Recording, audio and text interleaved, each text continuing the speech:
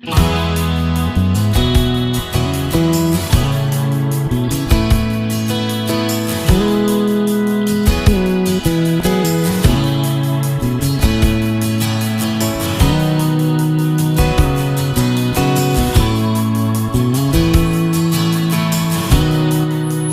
यीशु मसीह के नाम से आप सभी को मेरा धन्यवाद।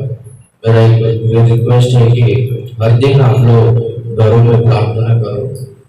बहुत सारे लोग हैं जो लोग घरों में प्रार्थना नहीं करते। कुछ आत्मिक लोग हैं जो घरों में प्रार्थना कर रहे हैं, पर बहुत सारे लोग नहीं कर रहे घरों में प्रार्थना। लॉकडाउन से पहला संडे के दिन एक दिन तो चर्च में आते थे, को बंद कर दो। एक दिन तो चर्च में आते थे, आधा एक घंटा वचन को तो सुनकर जाते थे। अभी लॉकडाउन हो गया है तो चर्च को तो नहीं आ रहे, घरों में भी। मुझको मालूम है कुछ लोग 5 मिनट भी प्रार्थना नहीं करते, 5 मिनट भी प्रार्थना नहीं करते, ऐसा मुझको मालूम है कुछ लोग हैं। अभी और किस तरह से परमेश्वर इनको चांस देने का मुझको समझ में नहीं आता। इनके जीवन को ना कोई नष्ट नहीं कर रहे, इन लोग खुद अपना जीवन को नष्ट कर रहे हैं, और इनके साथ में इनका बच्चों लोगों का जीवन भी, उनका बच्चों लोगों का पूरा जिंदगी भी बर्बाद हो रहा है। इनके द्वारा क्या सीखेंगे बच्चे लोग? एक बार सोचो। घर में कुछ लोगों के घरों में जवान बच्चे लोग हैं, उनके सामने बैठकर उनके साथ में फिल्म्स को, पिक्चर्स को, सीरियल्स को देख सकते हैं, साथ में बैठकर खाना खाते हैं, पर प्रार्थना नहीं करते। प्रार्थना करने के लिए ना इनको शर्म आता है। बाद में बच्चों लोगों का जीवन है ना पूरी तरह से जब उनका फ्यूचर बर्बाद हो जाएगा। ऐसा नहीं होना चाहिए। अगर वे लोग उद्धार नहीं पाकर नरक में गए ना, तो उसका हिसाब जो है परमेश्वर को देना पड़ेगा। बहुत सारे लोगों का माँ बाप की वजह से बच्चों लोगों का जीवन पूरी तरह से बर्बाद हो गया। जवान लोग हैं अभी बाहर फालतू घूम रहे, 5 मिनट भी प्रार्थना में नहीं बैठते बच्चे लोग। माँ बाप लोग बैठेंगे तो बच्चे लोग बैठेंगे ना। बचपन से बाकी सब कुछ सिखाए, पर प्रार्थना भय और भक्ति का जीवन को नहीं सिखाए। इसके वजह से बच्चे लोगों का पूरा लाइफ है ना पूरी तरह से बर्बाद कर रहे हैं। और कुछ भी उनको बोलेंगे तो इतना गुस्सा, इतना अहंकार, इतना घमंड है कि उन लोग सुनेंगे। हमको बोलो मत, हमको सब मालूम है करके ऐसा बोलते हैं। उनका मर्जी, उनका बच्चे लोगों का जीवन उनके हाथों में। अभी तक तो बहुत सारे लोगों का, बच्चे लोगों का लाइफ जो है पूरी तरह से बिगड़ गया। इसका कारण माँ बाप लोग भी। परसों एक दिन के लिए, क्या 2 दिन के लिए, मुझको उतना आइडिया नहीं है, 1 दिन के लिए लगता है, ये वाइन शॉप सब खोला था। तो एक भाई ने क्या किया बोला तो अपना खुद का बेटा को वाइन शॉप के सामने ना लाइन में खड़ा किया, खुद का लड़के को। ये जाके लाइन में खड़े रह के लेके आ जाके। घर में खाने के लिए सबको तकलीफ है, और इसको जो पैसा भी दिया है वो दूसरों ने दिया है। तो घर में तकलीफ रहेगा, खर्चा कर लो करके दूसरों ने दिया। वो पैसा दारू के लिए भेजा है अपना बेटे को, अपना लड़के को उधर जाके लाइन में खड़े रह करके। वो बाद में जब बड़ा होगा वो भी बेवड़ा बनेगा, पियक्कड़ बनेगा और मारा मारी करेगा, और वो बाद में क्या होगा बोलो तो जेल में सड़ जाएगा। इसका कारण क्या है बोलो तो उसका बाप ने ना उसको ऐसा सिखाया है। माँ बाप की वजह से बच्चे लोगों का जीवन पूरी तरह से बिगड़ रहा है। उन लोगों का जिम्मेदारी माँ बाप के ऊपर रहता है। आज का दिन आपके बच्चे लोग प्रभु में हैं तो उसका कारण आप लोग ही हो। आपके बच्चे लोग बाहर दोस्त लोगों के साथ घूम रहे हैं, पाप में है बोलो तो उसका कारण भी आप ही हो। इसलिए थोड़ा आपका जीवन को सुधारो। अभी लगभग आधे से ज़्यादा जीवन आपका खत्म हो गया है, और बाकी का जीवन तो प्रभु की महिमा के लिए और बच्चों के फ्यूचर के लिए अच्छी तरह से जियो। कृपया करके थोड़ा ये लॉकडाउन का समय, अभी जल्दी से लॉकडाउन भी खत्म हो जाएगा, तो बाद में ऐसा प्रार्थना करने के लिए उतना अच्छा चांस भी नहीं मिलेगा। घरों में बैठो, आपका वाइफ को, आपके बच्चे लोगों को साथ में प्रार्थना में बिठाओ और मिलकर प्रार्थना करो और उद्धार का आनंद को अनुभव करते हुए आगे बढ़ो। उद्धार नहीं पाए हो तो उद्धार को पाओ, कृपया करके आपका जीवन को सुधारो। अभी हम लोग वचन को पढ़ेंगे। मैं फिर से रिक्वेस्ट करता हूँ, आपका जीवन को बर्बाद मत करो। 5 मिनट भी कुछ लोग प्रार्थना नहीं करते तो उनके बच्चे लोग क्या करेंगे? शर्म नहीं आता है कुछ लोगों को ना? उन लोग का जीवन ही वैसा है, उन लोग का जिंदगी वैसा, ना कठोर दिल के है ना, क्या करेगा समझ में नहीं आता। बाद में हमेशा ये दरिद्रता है, ये कर्जा है, घरों में झगड़ा है, बच्चों लोग बात नहीं सुनते करके हमेशा रोते रहते। पर है ना, इन लोग तो जीवन को नहीं सुधारे, इन लोग प्रार्थना में तो इन लोग तो नहीं बैठते, इन लोग भय और भक्ति का जीवन को नहीं जीते और बाद में रोते रहते। पूरा परिवार बिगड़ गया है, बच्चे लोग बिगड़ गए बोलो तो इसका कारण क्या है बोलो तो उस घर में रहने वाला वो जो हेड है यानी बाप पिता, वही कारण है। माँ बाप लोगों की वजह से ही बच्चे लोग पूरी तरह से बिगड़ गए। कृपा करके आप लोग तो बिगड़ ही गए हो, अभी थोड़ा सुधरो और आपके बच्चों के लिए सुधरो और आपके बच्चों को इस अच्छे पवित्र मार्ग में, इस उद्धार के मार्ग में आप चलाओ। आपके बच्चों लोग भी प्रभु के राज्य के लिए तैयार हो जाएंगे और उनका फ्यूचर भी आशीर्वादित होगा, प्रभु उनको आशीष करेगा। इसलिए कृपा करके पूरा फैमिली को इस लॉकडाउन में प्रभु के पास चलाने का कोशिश करो, प्रभु की ओर चलाने का कोशिश करो। आप आपका फैमिली को पूरी तरह से बर्बाद मत करो। आपको देखकर है ना आपका फैमिली प्रभु के पास आना चाहिए, प्रभु के दूर नहीं होना चाहिए। इसलिए थोड़ा ध्यान दो, थोड़ा देखो। वचन को पढ़ेंगे। यिर्मयाह का किताब 9वां अध्याय 23 और 24वां वचन को हम पढ़ेंगे। यहोवा यो कहता है, बुद्धिमान अपनी बुद्धि पर घमंड ना करे, ना भी अपनी वीरता पर, ना धनी अपने धन पर घमंड करे, परंतु जो घमंड करे वह इस बात पर घमंड करे कि वह मुझे जानता और समझता है कि मैं ही वह यहोवा हूँ जो पृथ्वी पर करुणा, न्याय और धर्म के काम करता है, क्योंकि मैं इन्हीं बातों से प्रसन्न रहता हूँ। Praise the Lord. यहाँ पर हम लोग देखेंगे तो परमेश्वर कहता है कि बुद्धिमान अपनी बुद्धि पर घमंड ना करे, वीर अपने वीरता पर घमंड ना करे और धनवान धनी अपने धन पर घमंड ना करे करके यहाँ पर परमेश्वर कहता है। आज के दिनों में बहुत सारे लोग हैं ना, अपने ताकत के ऊपर, अपने धन के ऊपर, बुद्धि और ज्ञान के ऊपर उन लोग है ना बहुत घमंड करते रहते हैं, किसी का कदर ही नहीं करते और किसी का मुझको जरूरत ही नहीं है करके ऐसा सोचते रहते हैं।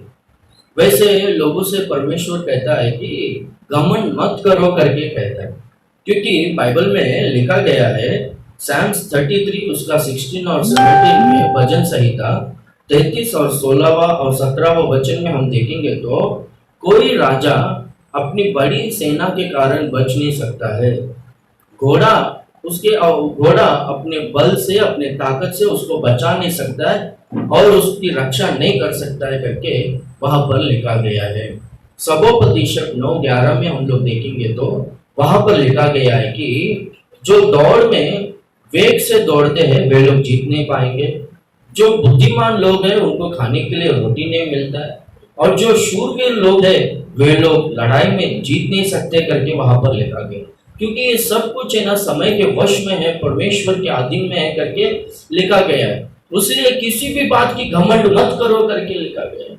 बुद्धिमान लोगों को, बहुत सारे लोगों को रोटी नहीं मिल रहा है, बहुत सारे बलवंत लोगों को उन लोगों के जीवन के संघर्ष में, लड़ाई में उनको जय नहीं मिल रहा है और बहुत सारे जो दौड़ने वाले लोग हैं, जो सक्सेस को हासिल करने के लिए दौड़ रहे हैं और जो उनको पूरी तरह से टैलेंट है, बहुत फास्ट दौड़ सकते हैं, वे लोग भी जीत नहीं पाएंगे करके लिखा गया। ये सब कुछ परमेश्वर के अधीन में है करके लिखा गया।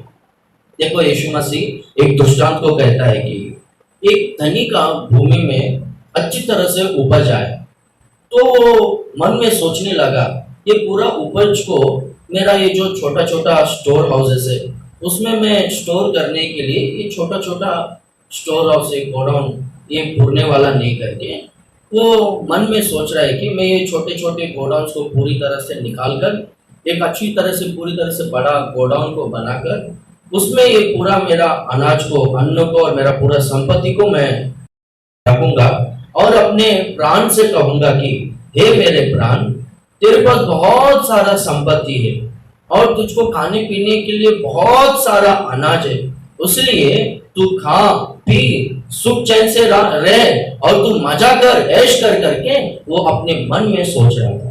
तो परमेश्वर उसको प्रकट होकर प्रत्यक्ष होकर, हे मूर्ख धनी, अगर तू मर गया, ये आज का दिन रात को दुष्ट आत्माएं तेरे प्राण को चाह रहे हैं, तो मरने के बाद तेरा संपत्ति सब किसका होगा करके कहते हैं। नेबुकदनेस्सर राजा के बारे में भी बाइबल में लिखा गया है, दानियल 14 अध्याय 30वां वचन से हम लोग पढ़ेंगे तो वहां पर नेबुकदनेस्सर बहुत घमंड से वो जी रहा था। वो अपने मन में सोच रहा था कि मैं अपने ताकत को और अपने वीरता को और अपने प्रताप को अपनी महिमा को मैं प्रकट करने के लिए पूरा बबलोन में नगर को मैंने बनवाया है करके वो सोच रहा था कि मेरे जैसा ज्ञानी, मेरे जैसा धनवान, मेरे जैसा शूरवीर और मेरे जैसा राजा ये पूरा सृष्टि में पूरा संसार में कोई नहीं है करके अपने बारे में वो सोच रहा था। वो बहुत अहंकार से जी रहा था। तो परमेश्वर ने उसको सिंहासन से नीचे उतार कर उसको 7 साल तक गाय बैलों के तरह घास को चराने की स्थिति में लेकर आया, क्योंकि उसने घमंड किया करके हम लोग देखते हैं।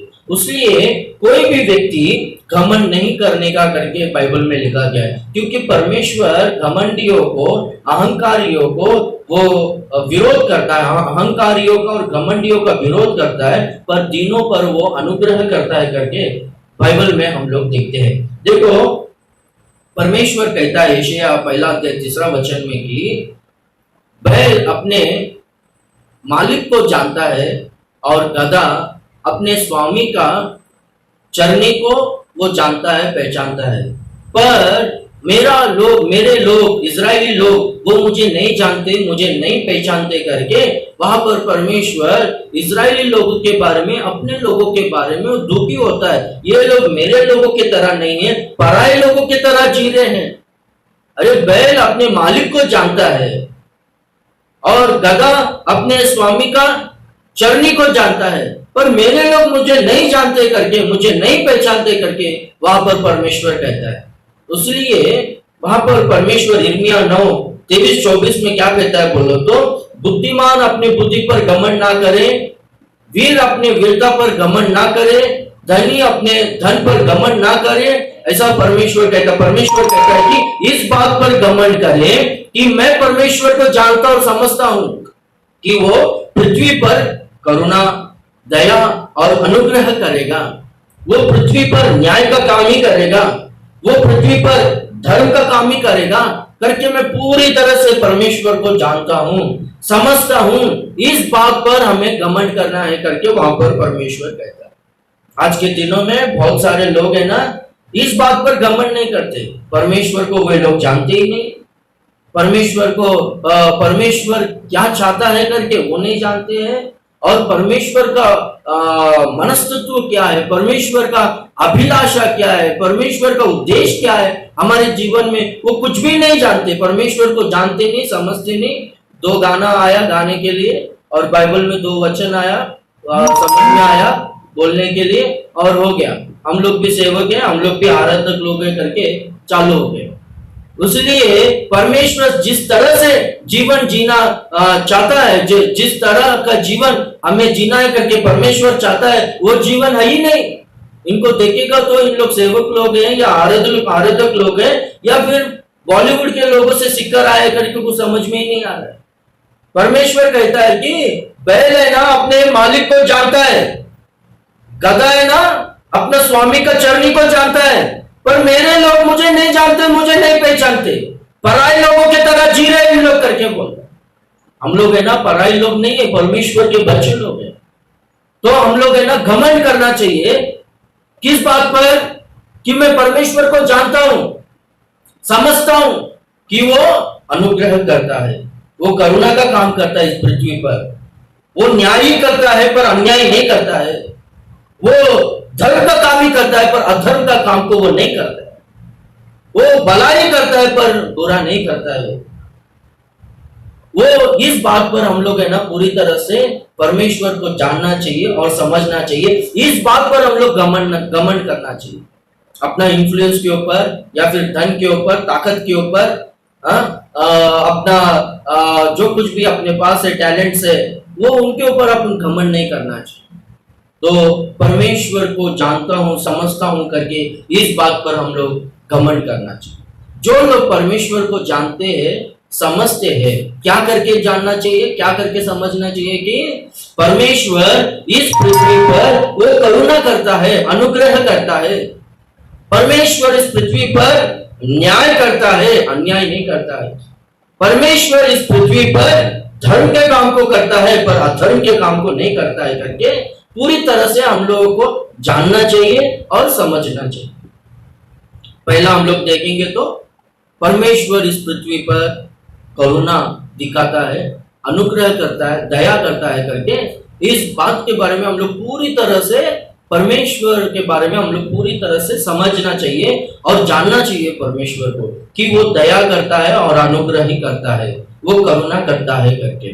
देखो बहुत सारे लोगों के मन में ना ये डाउट है कि अगर परमेश्वर करुणामय परमेश्वर है, अगर परमेश्वर दया करने वाला परमेश्वर है, प्रेमी परमेश्वर है, तो इस संसार में वो इस तरह से महामारी क्यों आने दिया, लोगों को इतना कष्ट में क्यों डाला, लोगों को क्यों ऐसा ये कोरोना वायरस से पीड़ित होने दिया, पूरा दुनिया पूरी तरह से अभी लॉकडाउन हो गया, कितना नुकसान हो रहा है, भयभीत से, भय आंदोलन से लोग जी रहे हैं, क्यों परमेश्वर ऐसा आने दिया। अगर परमेश्वर करुणामय है, दयालु है, तो परमेश्वर ऐसा नहीं करना चाहिए ना करके बहुत सारे लोग है ना सवाल करते रहते हैं। परमेश्वर करुणामय है, परमेश्वर दयालु है करके परमेश्वर कभी कभी ऐसे परिस्थितियों को लेकर आके मनुष्यों को ताड़ना देता है। देखो माँ बाप लोग है ना बच्चे लोगों को मारते हैं, क्यों बोलो तो उनका फ्यूचर है ना आशीर्वादित हो करके।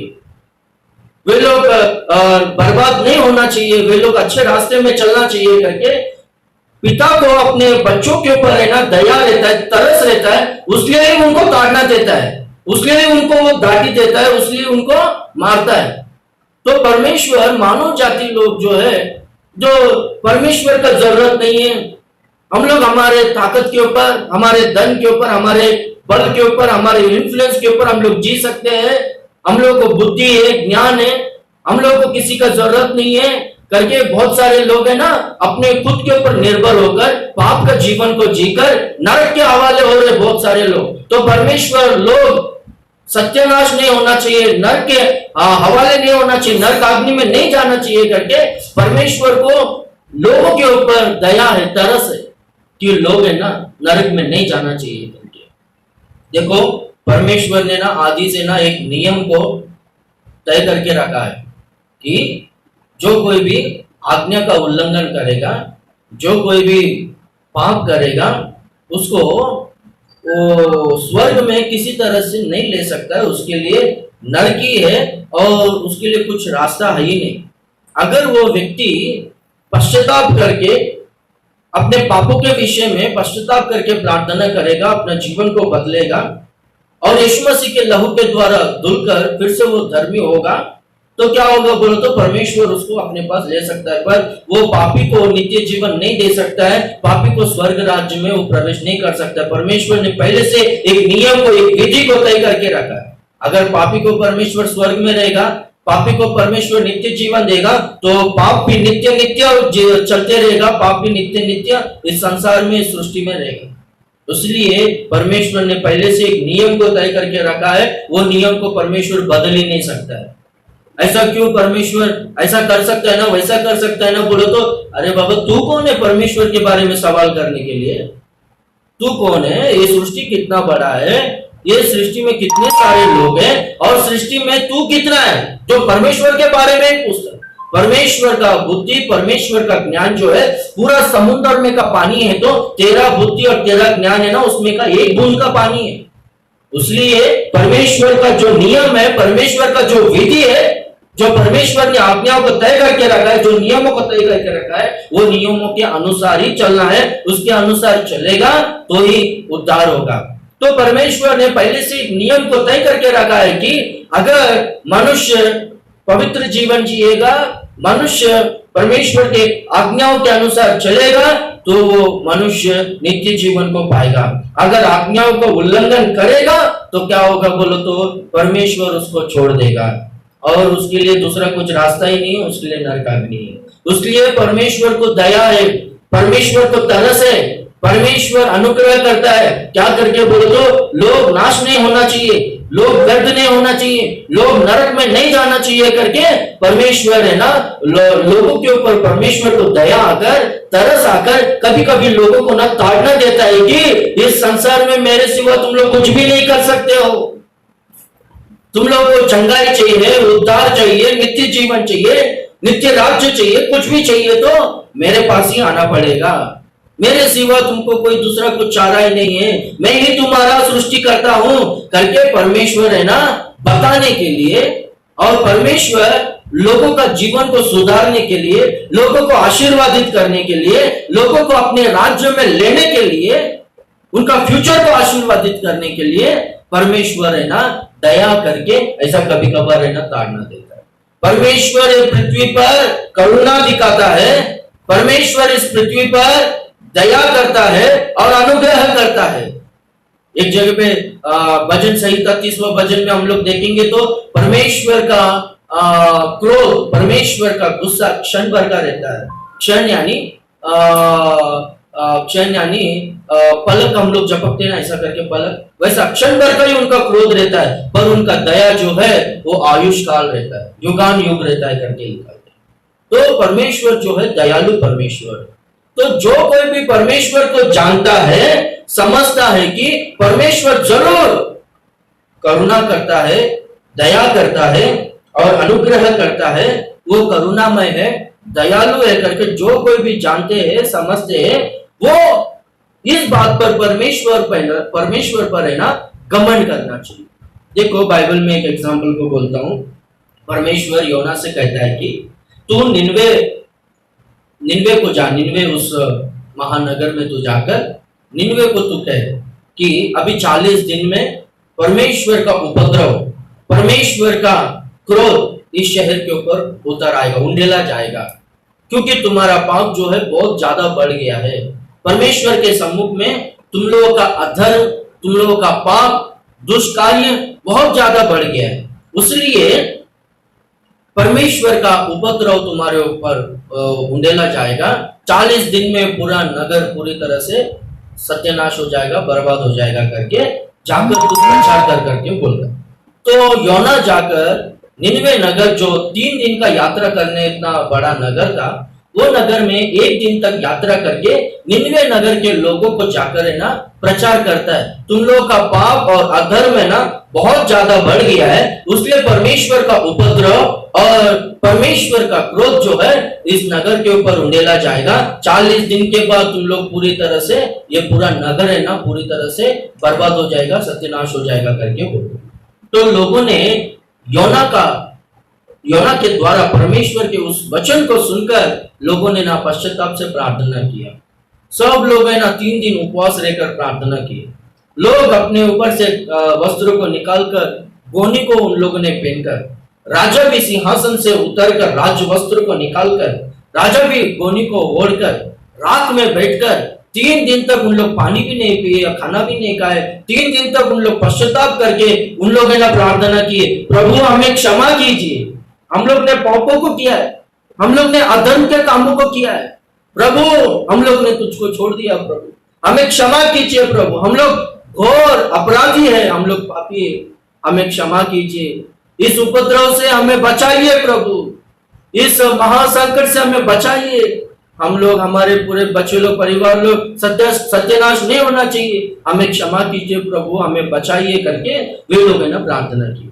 तो परमेश्वर है ना इनके प्रार्थना को सुनकर परमेश्वर ने देखा कि इन लोग है ना अपने बुरे कामों को छोड़कर इन लोग अपना जीवन को बदल रहे हैं करके परमेश्वर ने देखकर परमेश्वर ने दया करके इनको क्षमा किया करके हम लोग देखते हैं।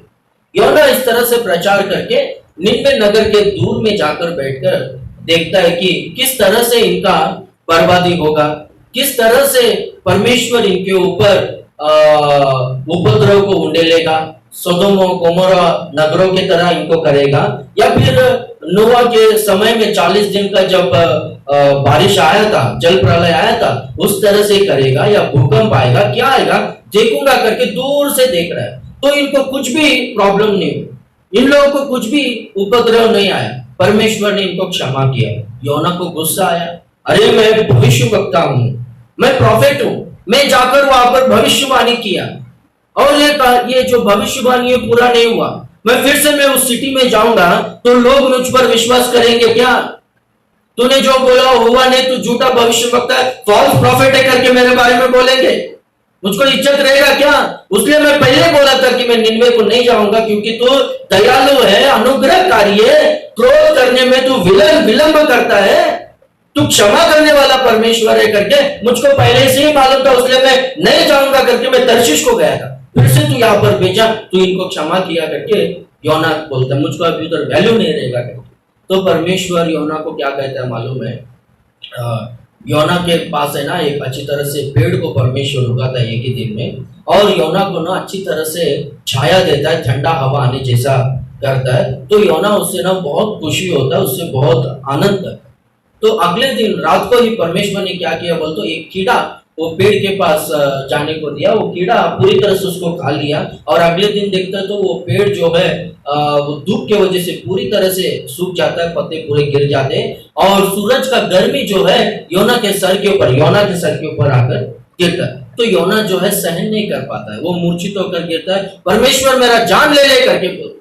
तो परमेश्वर योना से क्या कहता है बोलो तो, अरे तू ये पेड़ ऐसा हुआ करके तू इतना दुखी होकर मेरा जान ले, ऐसा क्यों हुआ पेड़ को करके तू बोलता है। तू जिस पेड़ को, जिस बीज को तूने बोया नहीं, जिस पेड़ को तूने पानी नहीं डाला, जिस पेड़ के लिए तू कुछ काम ही नहीं किया, तू उसके लिए इतना सोचता है, इतना दुखी होता है, इतना तरस खाता है बोलो तो। ये निन्वे नगर में 1,20,000 जन है जिनको मैंने अपने हाथों से बनाया, उनको मैं ऐसी कैसा पूरी तरह से बर्बाद कर दूं?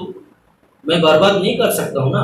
उन लोगों ने अपने कुमार्ग को, बुरे मार्ग को, बुरे आदतों को, पाप के जीवन को उन लोगों ने छोड़ दिया है, उन लोगों ने पश्चाताप किया है, उन लोग मेरे और फिरे हैं, इसलिए मैं उनको क्षमा किया करके बोलता हूं। और क्षमा किया करके परमेश्वर बोलता है। परमेश्वर कौन है बोलो तो दयालु है, वो पृथ्वी पर है ना दया करता है, पृथ्वी पर है ना करुणा दिखाता है, अनुग्रह करता है। यहाँ पर हम लोग देखेंगे तो परमेश्वर करुणा दिखाता है, दया करता है, तो क्या होता है बोलो तो लोगों को ना क्षमा मिलता है, फिर से उन लोगों को ना एक नया जीवन मिलता है।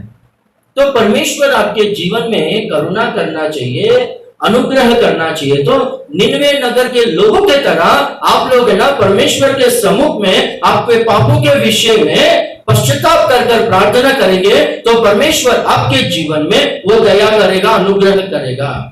परमेश्वर सारे संसार में दया करेगा और अनुग्रह करेगा अगर निन्वे नगर के लोगों के तरह प्रार्थना करोगे तो। भवन में, आराधनालय में 2 जन प्रार्थना करने के लिए गए, एक फारिसी और एक चुंगी लेने वालों का सरदार। फारिसी प्रार्थना करता है कि परमेश्वर मैं विश्राम दिन को प्रतिष्ठित कर उसका आचरण करता हूँ, मैं हफ्ते में 2 दिन उपवास रहता हूँ, दशमांश देता हूँ, चोरी नहीं करता हूँ, व्यभिचार नहीं करता हूँ, कुछ गलत कामों को नहीं करता हूँ, मुझको ऐसा जीवन दिया करके मन ही मन में वो प्रार्थना कर रहा है। वो अपने आप को ना पवित्र समझकर प्रार्थना कर रहा है। बाइबल में लिखा गया है कि जो कोई भी कहता है कि मुझ में पाप नहीं है करके वो झूठ बोलता है, वो अपने आप को धोखा देता है करके लिखा है। तो ये क्या समझता है बोलो तो मैं पवित्र हूं करके ये समझता। चुंगी लेने वाला सरदार वो परमेश्वर के भवन में आकर वो अपना छाती पीट पीट कर वो रो रो कर प्रार्थना करता है, परमेश्वर मुझ पर दया कर, मुझ पापी पर दया कर करके वो छाती पीट पीट कर है ना प्रार्थना कर। तो परमेश्वर है ना उसके प्रार्थना को सुनकर परमेश्वर उस पर दया करके उसके पापों को क्षमा करके उसको धर्मी बनाया करके हम लोग देखते हैं। यीशु मसीह कहता है कि वो फरीसी धर्मी नहीं बना, पर है ना वो जो चुंगी लेने वाले का जो सरदार है वो धर्मी बना करके हम लोग देखते हैं। वो धर्मी बनकर अपने घर में लौट कर गया। तो प्रार्थना करना चाहिए। किस तरह से प्रार्थना करना चाहिए?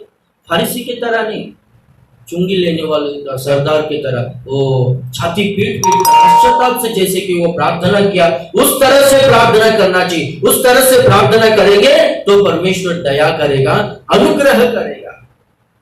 जो कोई भी घमंड करता है इस बात पर घमंड करो कि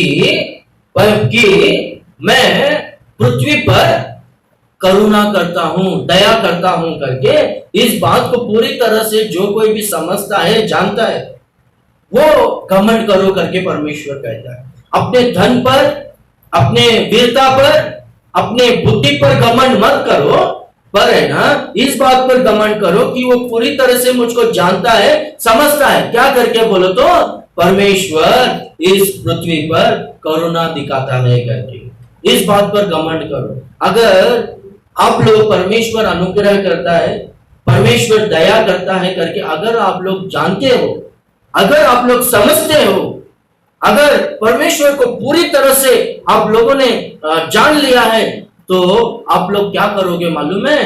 फरीसी के तरह नहीं, पर है ना चुंगी लेने वाले सरदार के तरह, निनवे नगर के लोगों के तरह पश्चाताप से प्रार्थना करोगे।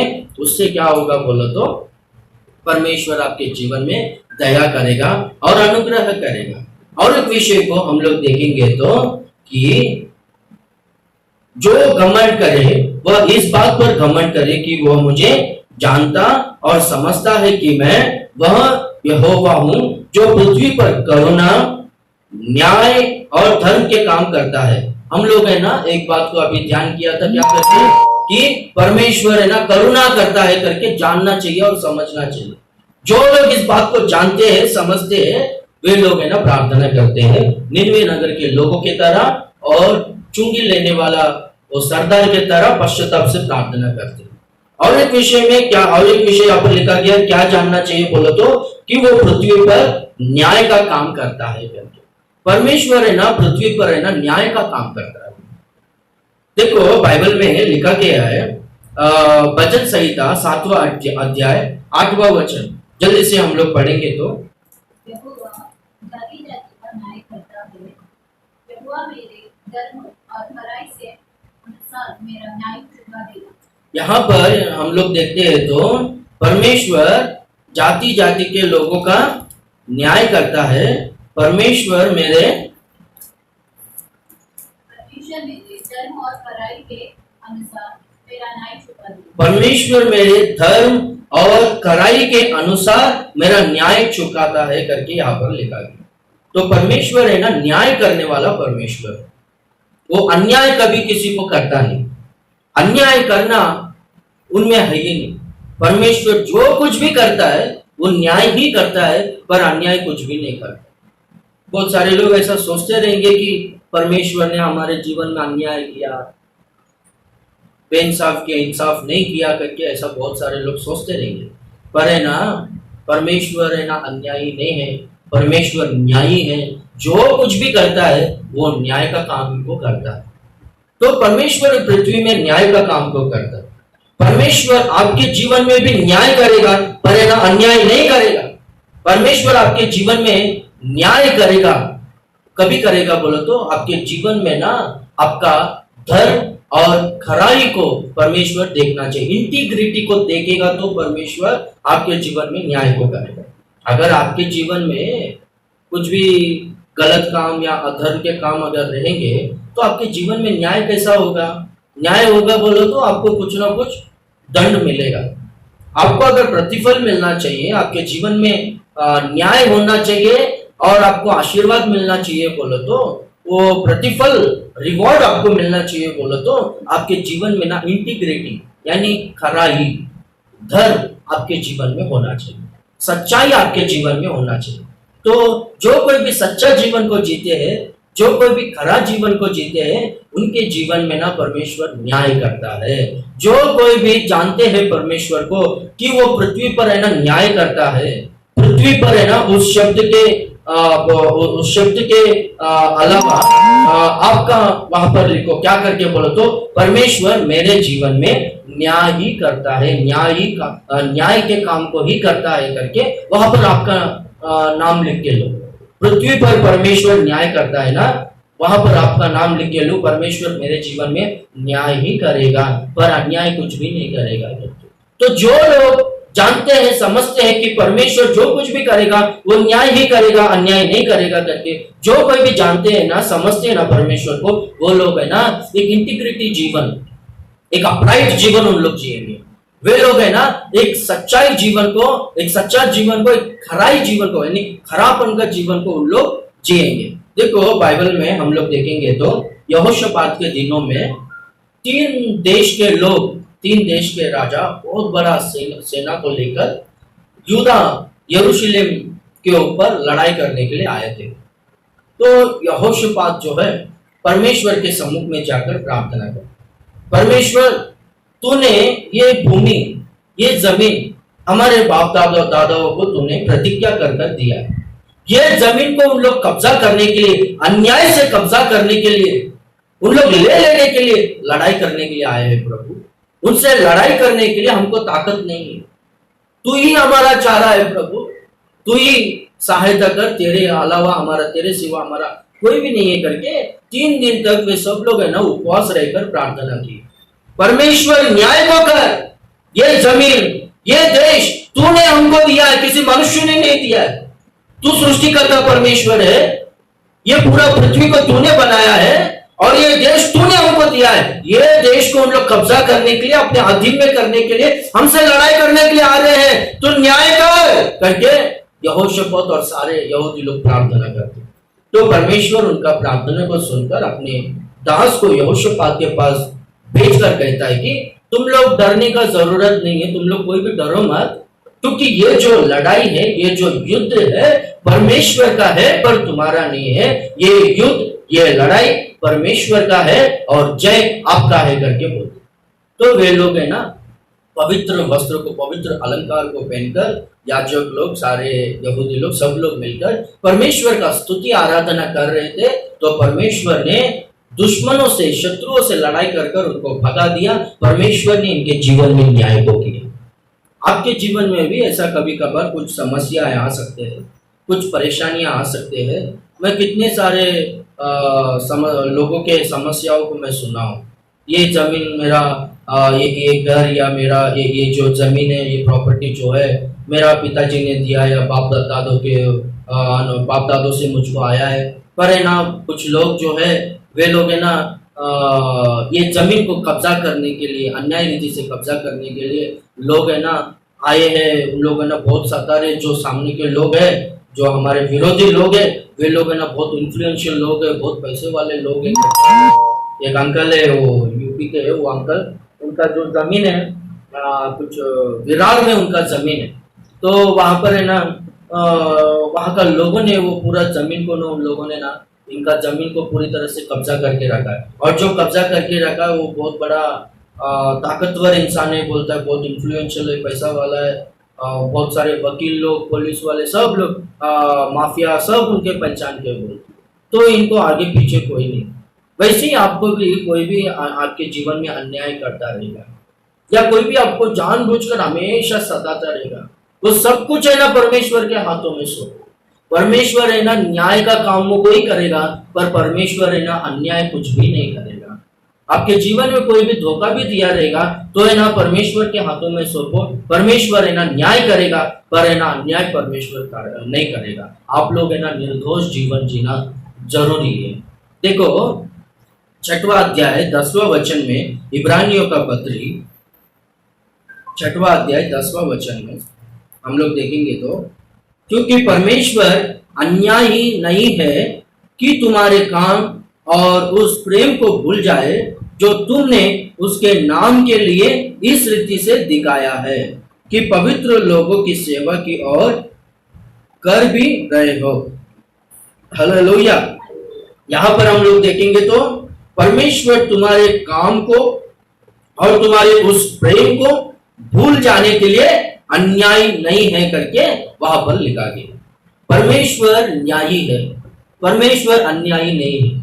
आप लोगों ने सेवकाई में, कलीसिया में जो कुछ भी आप लोग ने काम किया है, आप लोगों ने ऑफरिंग दिया है, पास्टर्स लोगों को आपने अच्छी तरह से प्रेम किया है, कलीसिया में झाड़ू मारने का काम किया है, खाना पकाने का काम किया है, चर्चेस में टॉयलेट्स क्लीनिंग करने का काम किया है, सुसमाचार सभाओं के लिए पैम्पलेट्स को आपने बांटा है। जो कुछ भी आपने काम किया है सेवकाई में, कलीसिया में, परमेश्वर के लिए, परमेश्वर के सेवकाई में जो कुछ भी आपने परिश्रम किया है, जो कुछ भी काम किया है, परमेश्वर है ना उस काम को भूलने के लिए, परमेश्वर उस प्रेम को भूलने के लिए अन्यायी नहीं है करके लिखा गया है। परमेश्वर जरूर प्रतिफल देगा, परमेश्वर जरूर आपको रिवॉर्ड देगा, परमेश्वर जरूर आपको आशीष देगा। इसलिए जो कोई भी जानते हैं कि परमेश्वर न्याय करता है करके, वे लोग है ना निर्दोष जीवन जीते हैं, वे लोग है ना परमेश्वर के सेवकाई में, वे लोग है ना मेहनत करते हैं, काम को करते हैं और परमेश्वर के सेवक लोगों से वे लोग है ना प्रेम करते हैं। क्यों बोलो तो परमेश्वर न्याय का काम करेगा। परमेश्वर ये सब कामों को, ये प्रेम को भूलने के लिए वो अन्याय नहीं है, जरूर प्रतिफल देगा करके वे लोग जानकर सेवा करेंगे। तो हम लोग देखेंगे तो एग्जाम्पल के लिए परमेश्वर ने लूत को और लूत के परिवार को परमेश्वर ने सोदोम गोमोरा उस नगर से, ट्विन सिटी से परमेश्वर ने उनको बाहर निकाला, उपद्रव से परमेश्वर उनको बचाया, उन लोगों को परमेश्वर ने मरने से बचाया। इसका कारण क्या है बोलो तो लूत ने स्वर्गदूतों को अपने घर में लेकर उनका सेवा किया करके हम लोग देखते हैं। तो परमेश्वर ने लूत का उस सेवा को देखा और परमेश्वर ने लूत का जीवन में न्याय किया, उसको लूत को और लूत का परिवार को सोदोम और गोमोरा काम से, उस उपद्रव से परमेश्वर ने बचाया। और हम लोग देखते हैं तो अब्राहम, परमेश्वर त्रिएक परमेश्वर मानव रूप धारण करके, पिता पुत्र पवित्र आत्मा परमेश्वर मानव रूप धारण करके देहधारी होकर जब अब्राहम के पास आया था 18वां अध्याय में, अब्राहम ने उनका सेवा किया करके हम लोग देखते हैं। उनके लिए आहार को तैयार करवाया शारा से, उनको उनकी अच्छी तरह से सेवा किया। तो हम लोग देखते हैं परमेश्वर उनके जीवन में न्याय किया। परमेश्वर ने उनको ठीक अगले साल उसी दिन में एक बेटा दिया करके हम लोग देखते हैं। तो परमेश्वर आपके कामों को, परमेश्वर आपके प्रेम को, आपके सेवकाई में जो आपने मेहनत किया है उस मेहनत को, आपका त्याग को, आपका समर्पण को भूलने के लिए वो अन्याय नहीं है, वो है ना न्यायी परमेश्वर है। वो जरूर परमेश्वर है ना जरूर आपको प्रतिफल देगा। Praise the Lord, hallelujah. तो जो कोई भी घमंड करे, इस बात पर घमंड करे कि वो परमेश्वर को जानता है और समझता है कि वो करुणा दिखाता है। जो लोग परमेश्वर को जानते हैं, समझते हैं कि वो करुणा दिखाता है, दया करता है, अनुग्रह करता है करके, वे लोग है ना प्रार्थना करते हैं चुंगी लेने वाले का सरदार की तरह और निन्वे नगर के लोगों की तरह। जो लोग जानते हैं, समझते हैं कि परमेश्वर न्याय करता है, अन्याय कुछ भी नहीं करता है करके, वे लोग है ना किस तरह से जीते हैं बोलो तो एक अपराइट जीवन, यानी एक सच्चा जीवन, निर्दोष जीवन, एक खराई जीवन वे लोग है ना जीते हैं। और एक बात को हम लोग देखेंगे तो कि परमेश्वर पृथ्वी पर धर्म का कामों को करता है, धर्म के कामों को करता है। जो लोग परमेश्वर को जानते हैं, समझते हैं कि परमेश्वर धर्म के कामों को करता है करके, इस बात पर घमंड करो करके परमेश्वर कहता है। परमेश्वर क्या करता है बोलो तो धर्म के कामों को करता है।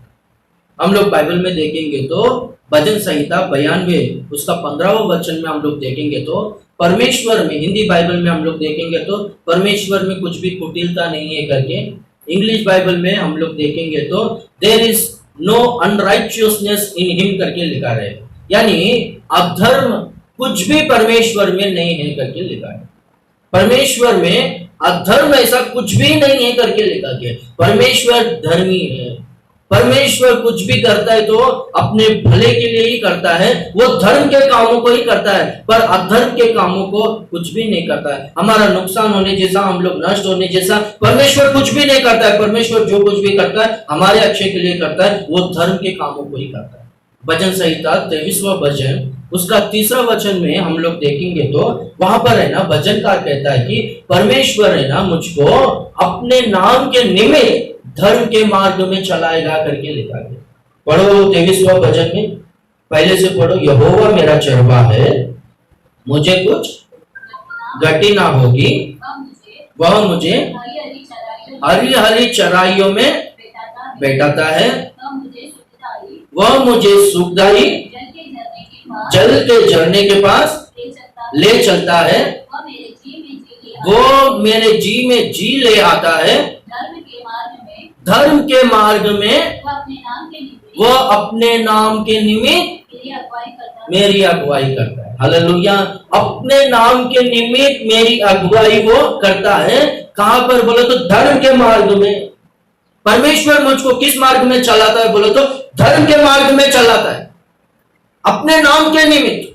क्योंकि परमेश्वर धर्मी परमेश्वर, उनका नाम जो है राइटियस गॉड यानी धर्मी परमेश्वर, वो अपने नाम के निमित्त वो धर्म के मार्ग में भी हमको चलाता है। हमारे जीवन में धर्म के काम को ही करता है, पर अधर्म ऐसा कुछ भी करता नहीं। अधर्म के मार्ग में हमको परमेश्वर चलाता नहीं। जो कुछ भी करता है परमेश्वर हमारे भले के लिए। Praise the Lord, hallelujah. देखो कभी कभार है ना अपने को समझ में नहीं आता है कि परमेश्वर है ना हमको इस मार्ग में क्यों चलाता है करके। वो मार्ग है ना हमारे लिए बहुत कठोर हो सकता है, हमारे लिए बहुत दुखदायक हो सकता है, पर वो मार्ग है ना हमारे लिए वो भलाई के लिए वो मार्ग है, वो धर्म का मार्ग है, जो आगे जाके ना हमको ना लाभ ही होगा पर हमारा कुछ भी नुकसान नहीं होगा। देखो चरवाहा जो है ना भेड़ों को वो अच्छे मार्ग में ही चलाता है, पर है ना वो बुरे मार्ग में नहीं चलाता। देखो एक बार क्या हो गया बोलो तो चरवाहा ना अपना भेड़ों को लेकर जा रहा है। चरवाहा भेड़ों के आगे चलता है और भेड़ जो है चरवाहा के पीछे चलते रहते। सुअर का जो चरवाहा रहता है वो पीछे रहता है और सुअर जो है सुअर का झुंड है ना आगे चलते रहते। तो बहुत सारे जगहों में कैसा है बोलो तो विश्वासी लोग है ना, चर्च में जो बिलीवर्स लोग हैं, विश्वासी लोग है ना, पास्टर्स के बातों को सुनते हैं, जैसे कि पास्टर्स कहते हैं उनके अगुवाई में चलते, उनके अधीन में रहते हैं। पर बहुत सारे जगहों में ना पास्टर्स के अधीन में ना विश्वासी लोग नहीं रहते। पास्टर्स है ना इनका बात को सुनना चाहिए, जैसे कि ये लोग बोलते हैं उनका सेवक सुनना चाहिए। मैं एक के घर में ना प्रार्थना करने के लिए गया था, तो उतने में ना एक और एक पास्टर आया और एक बिलीवर आया। तो उन लोग मुझसे बात कर रहे थे, ठीक है प्रार्थना करो पास्टर जी करके मुझको बोले, तो मैं बोला पहला आप करो करके। तो जिनको मैं बोला था प्रार्थना करने के लिए मैं सोचा वही पास्टर है, क्योंकि वही मुझसे बात कर रहा है, तो आप प्रार्थना करो बोलो। तो वो उनके बाजू में जो बैग लटका के आया है उनको बोलता है पास्टर जी प्रार्थना करो। पास्टर ये है क्या करके मैं पूछा, क्योंकि ना बात यही कर रहा है और पीछे जो पास्टर है वो है ना बैग लटका के इनके पीछे ना एक ब्रदर के तरह है, इनका असिस्टेंट के तरह है। तो समझे क्या अभी सुअर लोगों में और भेड़ों में फर्क इतना होता है। तो भेड़ क्या करते हैं बोलो तो चरवाहा के पीछे चलते रहते, सुअर क्या करते हैं बोलो तो आगे चलते रहते और चरवाहा को पीछे रखते। इसलिए अभी यहाँ पर मैं जो हुआ एक घटना को मैं कहता हूँ। देखो चरवाहा है ना भेड़ों को लेकर जा रहा था, जाते वक्त है ना ये भेड़ों में ये भेड़ का झुंड में से एक भेड़ है ना, तो जाते वक्त है ना चरवाहा है ना एक मार्ग से लेकर जा रहा था। वो मार्ग वो जो रास्ता है ना वो पथरीली भूमि था, थोड़ा वो रफ प्लेस था, वो रफ वे था वो, तो जाने के लिए तकलीफ हो रहा था। उतने में ना एक भेड़ है ना आजू बाजू के भेड़े को ये देखो इधर जाते वक्त बाजू में ना रास्ते के बाजू में एक अच्छा खेत था, वहां पर है ना एक नाली है जहां पर है ना पानी भी बह रहा था, और वहां पर एक अच्छी तरह से एक बड़ा पेड़ था जो छाया भी दे रहा था। ये पेड़ है ना बाकी के पेड़ों को क्या कहता है बोलो तो देख यहाँ पर है ना अच्छा है, जगह अच्छा है, अपने को खाने के लिए घास भी यहाँ पर बहुत है, हरा भरा घास, पीने के लिए पानी भी है, और सोने के लिए अपने को छाया देने वाला एक अच्छा यहाँ पर पेड़ भी है, एक अच्छा बड़ा वृक्ष भी है, यहाँ पर हम लोग रह सकते हैं ना। क्या पास्टर अपने को इधर लेकर जा रहा है? क्या ये अपना चरवा अपने को इधर लेकर जा रहा है? पास्टर को दिमाग नहीं है, जब देखो तभी ये कठोर मार्ग में, ये हार्ड मार्ग में ही लेकर जाता है। इधर अच्छी तरह से इधर बाजू में है ना, इधर अपने को लेकर जा सकता है ना, चलो अपन इधर जाएगा करके ये भेड़ बोला। तो ये बाकी के भेड़ है ना, क्या बोले मालूम है? नहीं नहीं, हम लोग जिधर पास्टर हमको चलाएगा उधर ही हम लोग चलेंगे, पर इधर उधर नहीं आएंगे। बोलो तो अरे पास्टर को दिमाग नहीं है और तुम लोगों को भी दिमाग नहीं है, मैं तो जा रहा हूँ, तुमको आने का तो आओ, नहीं तो मत आओ बेटा। कुछ लोग ऐसे भी है, जैसे कि पास्टर है ना, जिस तरह से कलीसिया को चलाते रहते, अगुवाई करते रहते ना, पास्टर के पीछे है ना कुछ विश्वासी लोगों का ना दिमाग खराब करने के लिए कुछ लोग हैं। अरे पास्टर ऐसा बोलता है, वैसा चलता है, ये वैसा वो वैसा है करके, चलो अपन इधर जाएगा उधर जाएगा करके, जो है ना कोई आदिम में नहीं रहते। तो क्या हो गया मालूम है? ये बाकी का लोग है ना, तुझको जाने का तो जा, नहीं तो नहीं बाबा। हम लोग तो ये झुंड को छोड़कर, ये पास्टर का पीछा चलना छोड़कर, ये चरवा का पीछा चलना छोड़कर हम लोग तो नहीं आएंगे, तुम्हारा मर्जी करके बोलो। ये भेड़ क्या किया बोलो तो, तुम लोग को दिमाग नहीं करके जाकर वहां पर चरने लगे। वहां पर है ना अच्छी तरह से घास खाने लगे, पूरी तरह से घास का है। ये जो भेड़ को है ना 4 पेट रहता है, बोलता अंदर 4 स्टमक रहता है, चारों पेट पूरी तरह से फूल होने जैसा खाया। और बाद में नाले में पानी पिया, और उसको चलने के लिए भी नहीं हो रहा। जाके वहां पर झाड़ था ना, वो झाड़ के नीचे जाकर ऐसा गिर गया, सो गए, उल्टा सो गए। तो उतने में ना एक सिंह का आवाज आया, गरजने वाला आवाज। तो उतने में उठकर देखा देखा तो सामने सिंह है। उस समय में मैं करके जोर जोर से ना अपना चरवा को पुकार रहा है, जोर जोर से पुकार रहा है। पर है ना ये चरवा वहां पर नहीं, बाकी के पेड़ों के झुंड नहीं है। और बाद में क्या हो गया बोलो, अकेला बच। तो ये सिंह जो ये शैतान का सादृश्य है, ये ना उसको गले में पकड़ लिया, पूरा खून चूस लिया और जान से मार दिया। इसलिए चरवा जिस मार्ग में चलाता है, चाहे वो मार्ग थोड़ा स्टार्टिंग में थोड़ा तकलीफ हो, पर है ना वो धर्म के मार्ग में ही चलाता है, पर अधर्म के मार्ग में वो कभी चलाता नहीं। जो कुछ भी हमारे लाभ के लिए बोलता है, पर हमारे नुकसान के लिए नहीं बोलता है। अभी भी बहुत सारा विश्वासी लोग, कुछ लोग ऐसे ही जो है ना अपना पास्टर्स का बातों को नहीं मानते हुए लोग, बाकी के विश्वासियों का दिमाग खराब करने के लिए कुछ लोग घूमते रहते हैं। चलो अपन इधर जाएंगे, चलो उधर जाएंगे, इधर जाएंगे उधर जाएंगे करके यही काम में लगे रहते। घर में खाना पकाना, बर्तन घसना, पति के साथ शांति समाधान से रहना, ये सब काम नहीं है। यही काम है बाहर घूमने का, लोगों का दिमाग खराब करने का, आत्मिक जीवन को बिगाड़ने का लोगों का। यही काम में बहुत सारे लोग घूमते रहते हैं। ऐसे लोगों से सावधानी से रहो। ये लोगों के द्वारा क्या होगा बोलो तो, बाकी के लोगों का आत्मिक जीवन भक्ति भी बिगड़ जाएगा, और ये खुद है ना शैतान के पंजे में कभी ना कभी इन लोग फंसेंगे ही, इन लोग गिरेंगे ही। क्योंकि जो कोई भी ना चरवाह के अगुवाई में रहता है, वे लोग है ना सुखदायक जल के पास जाएंगे। वे लोग, फिर से पढ़ो 23वां भजन,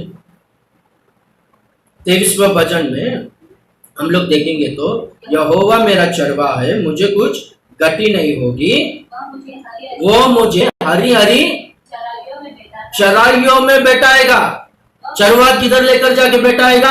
हरी हरी चराइयों में जाकर बैठाएगा। हाँ, सुखदायक जल के पास लेकर जाके बैठाएगा। वो मेरे जी में जी लेकर आएगा। धर्म के मार्ग में मुझको अपने नाम के निमित्त चला है। Hallelujah, hallelujah. वो कौन से भी मार्ग में चला है, वो जो है धर्म का मार्ग है, मेरा लाभ ही होगा करके लोग है ना वो चरवाह का पीछा करते हैं। जो लोग जानते हैं कि परमेश्वर धर्म का काम तो करता है और वो धर्म के मार्ग में ही चलाता है करके, वे लोग है ना विश्वास का जीवन को छोड़ते नहीं, परमेश्वर के लीडरशिप को छोड़ते नहीं, परमेश्वर को फॉलो करना, परमेश्वर का पीछा करना छोड़ते नहीं। वे लोग विश्वास में अंत तक टिके रहते हैं, परमेश्वर का पीछा करते हैं। हालेलुया।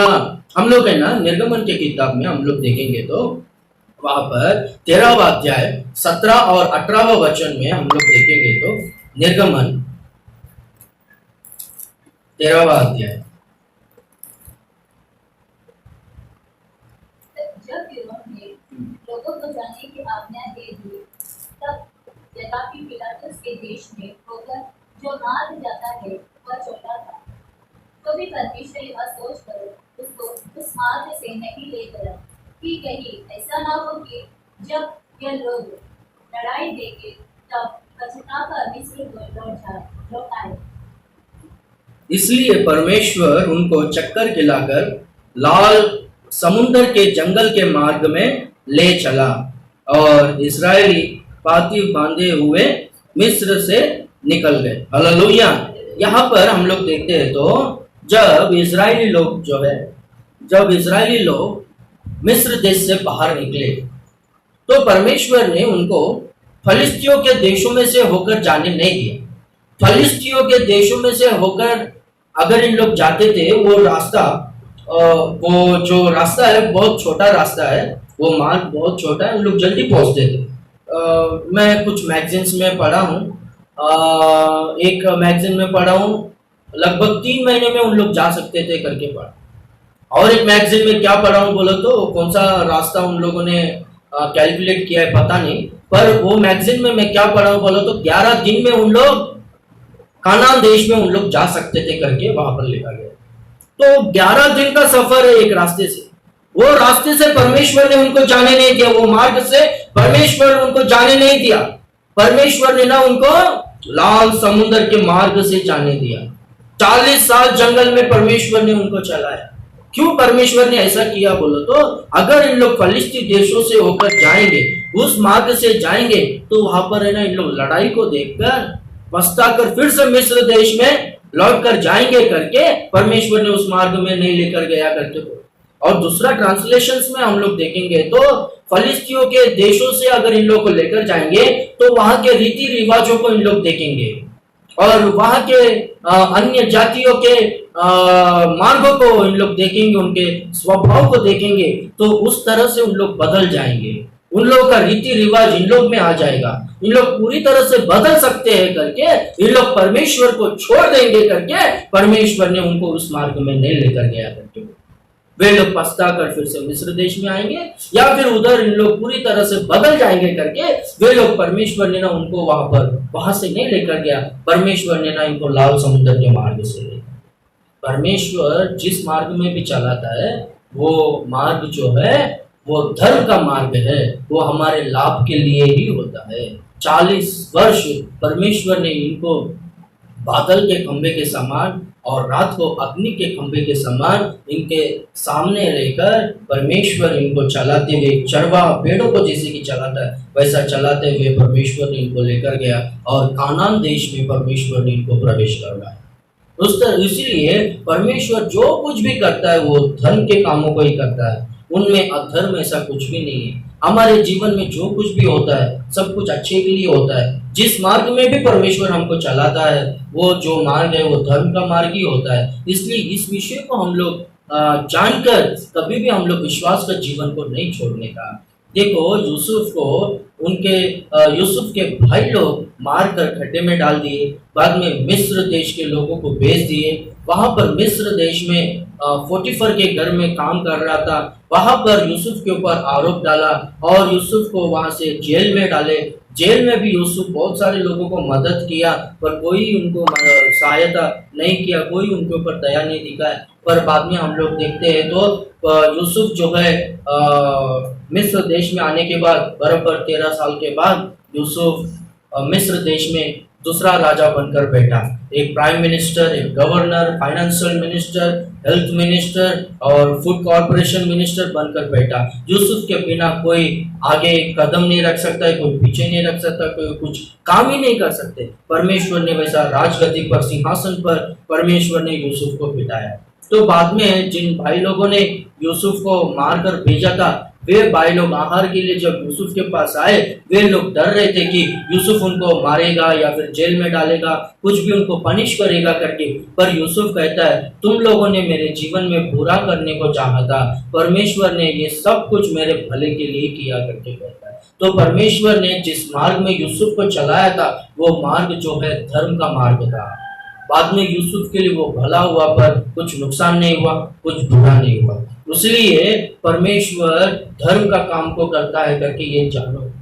परमेश्वर यशायाह 1:3 वचन में कहता है कि बैल है ना अपना मालिक को जानता है, गधा अपना स्वामी का चरनी को जानता है, पहचानता है। पर मेरे लोग मुझे नहीं जानते, मुझे नहीं पहचानते, मुझे नहीं समझते, वे लोग पराये लोग हो गए करके कहते हैं। अरे मैं पृथ्वी पर करुणा करता हूं, दया करता हूं, अनुग्रह करता हूं कि अनुग्रह करता हूं करके मुझको जानते ही नहीं, समझते नहीं, मेरे बारे में दूसरा ही सोचते हैं। मुझको जानते ही नहीं, समझते ही नहीं कि मैं न्याय ही करता हूं पर अन्याय कुछ भी नहीं करता हूं करके। मुझको जानते नहीं, समझते नहीं कि मैं धर्म के कामों का ही करता हूं पर अधर्म में सब कुछ भी काम नहीं करता हूं। कि जिस मार्ग में मैं चलाता हूं वो धर्म का मार्ग ही होता है, आगे जाके उनको लाभ होगा पर कुछ नुकसान नहीं होगा करके जानते ही नहीं मुझको करके। परमेश्वर है ना अपने लोगों के बारे में ना बहुत दुखी होकर वहां पर कहता है। तो धनी अपने धन पर घमंड ना करे, शूरवीर अपने वीरता पर घमंड ना करे, और बुद्धिमान अपने बुद्धि पर घमंड ना करे, पर इस बात पर घमंड करे कि मैं परमेश्वर को जानता हूं, परमेश्वर को मैं समझता हूं कि वो कुछ भी करे उनका कार्य में वो दया होता है, वो करुणा ही करता है, करुणा दिखाता है, अनुग्रह करने वाला परमेश्वर है, वो दयालु है करके उसको मैं जानता हूं करके इस बात पर घमंड कर। यहाँ पर जो घमंड वो जो वर्ड है ना वो दूसरा तरीका का घमंड है। यहाँ पर घमंड जो है दूसरे ट्रांसलेशंस में मैं देखा था, वहां पर इधर जो घमंड करके मेंशन किया गया है इसका मतलब ये नहीं कि किसी इंसान का कदर नहीं करने का या फिर किसी को इज्जत नहीं देने का, किसके अधीन में नहीं रहने का करके, इसका मतलब यहाँ पर ऐसा नहीं है। ये घमंड इधर का, ये वर्ड का इधर का जो अर्थ ऐसा है कि हम लोग है ना कुछ भी मुसीबत आए या कुछ भी जरूरत आए तो किसी मनुष्य के पास नहीं जाने का, किसी के सामने हाथ नहीं फैलाना। कुछ भी समस्या आए, कुछ भी परेशानी आए, हम लोग है ना परमेश्वर के पास ही आना चाहिए। हम लोग परमेश्वर के सामने हाथ फैलाना चाहिए, परमेश्वर से हम लोग प्रार्थना करना चाहिए, पर किसी मनुष्य के पास जाकर हाथ नहीं फैलाना चाहिए। इस बात पर है ना घमंड करे करके परमेश्वर, यहाँ पर घमंड जो इसका अर्थ ऐसा है। और एक बात मैं आपको पूरी तरह से क्लियर करना चाहता हूँ, जो लोग परमेश्वर को जानते हैं कि वो करुणा दिखाता है, अनुग्रह करता है, दया करता है, वे लोग है ना प्रार्थना करते हैं दीन मन से और पश्चाताप से। जो लोग जानते हैं, समझते हैं कि परमेश्वर न्याय के काम को करता है, वे लोग है ना निर्दोष और सच्चा और एक खरा जीवन उन लोग जीते हैं। और जो लोग जानते हैं कि परमेश्वर धर्म के कामों को करता है कि वे लोग है ना विश्वास का जीवन को जीते और अंत तक उनका पीछा करते रहते, उनको कभी छोड़ देते।